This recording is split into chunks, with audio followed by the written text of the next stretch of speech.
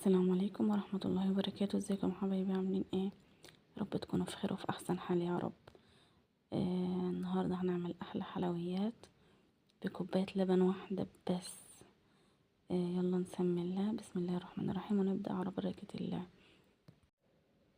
عندنا كوباية لبن واحدة هنسيبها تغلي على النار، وهنضيف لها كوبايتين مية.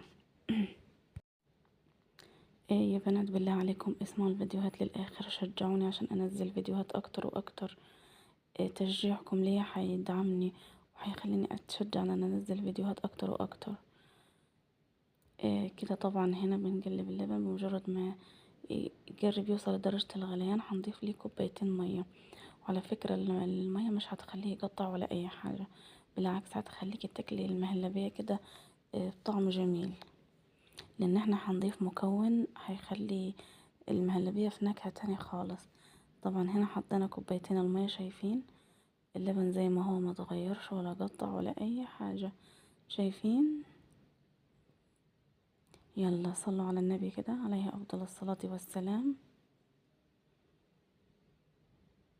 هنا بقى هنحط سكر، انا حطيت هنا معلقة 2 3. طبعا انتي وعلى حسب التحلية بتاعتك زي ما انتي عايزة تحبي، مسكر زيادة بتزودي، لا مظبوط لا اقل، على حسب. السكر بالذات ده على حسب انتوا بتحبوا ايه. هنا طبعا هنجهز السر بتاعنا اللي هو كيس فانيليا.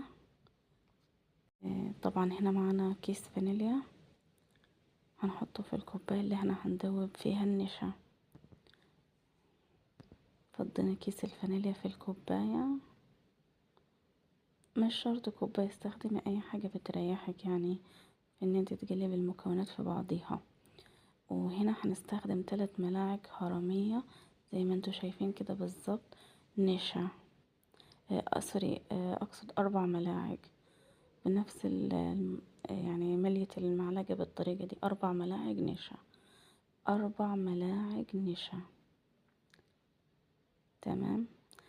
المكونات انا مش بكتبها ليه في الوصف، ممكن عشان في الفيديو بيبقى فيه تريكات، في حاجات كده مش هينفع تتكتب في الوصف، فيفضل ان انت تسمع الفيديو للاخر عشان تعرفي لو في تريكات كده ولا كده ما تفوتكيش. طبعا هنا هنحط السر بتاعنا الكاسترد، شايفين كاسترد بطعم الفانيليا. هنحط من الكاسترد 3 ملاعق صغيرة، هي طبعا سوري يعني كانت اخر العلبة. حطينا فوق النشا 3 ملاعق كاسترد. هندوبهم في شوية مية، اهو بوريكم العلبة كان اخرها يعني الصراحة. هندوبهم في شوية مية بعد ما نخلص الكميات دي ونركنهم على جنب. بمجرد ما يوصل خليط اللبن لدرجة الغليان ان هو هيدخل في الغليان، نحاول نكب الخليط ده على اللبن هو وعلى النار، طبعا مع التقليب المستمر.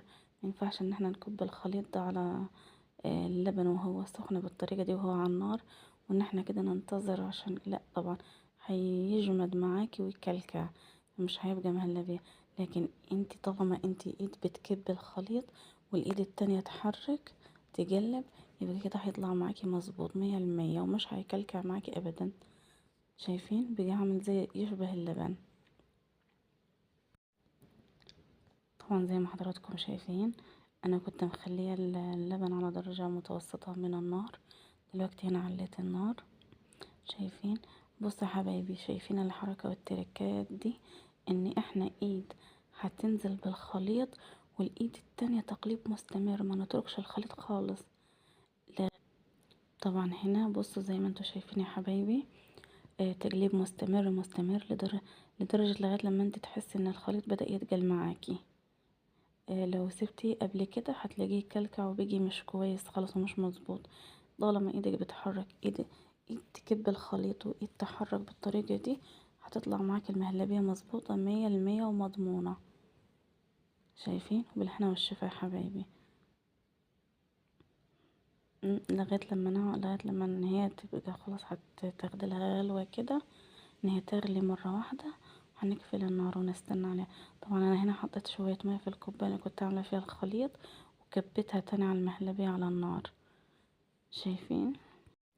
وصلت لهنا، صلي على النبي عليه افضل الصلاة والسلام. وبالله عليكم دعمكم هيشجعني اكتر ان انا انزل فيديوهات اكتر. لو عجبك الفيديو كومنت حلو كده ولايك حلو وتشجيع منك ليا يعني. كده بقى خلصنا. شايفين الجمال والحلاوة. بس للأسف أنا مش كان عندي مكسرات ولا جوز هند ولا أي حاجة، فكانت الأطباق بالنسبة لي كانت سادة زي ما انتوا شايفين. عملت معايا 3 أطباق. شايفين الكمية الحلوة دي؟ ما شاء الله ما شاء الله اللهم بارك. عملت معايا 3 أطباق. دلعي ولادك واعملي لهم حلو بأبسط المكونات والمقادير. يعني ما تقوليش الحاجة غالية، لا. شايفين بأبسط حاجة عملنا. الله يعسل منك ليه. صلي على النبي في الكومنتات عليه أفضل الصلاة والسلام.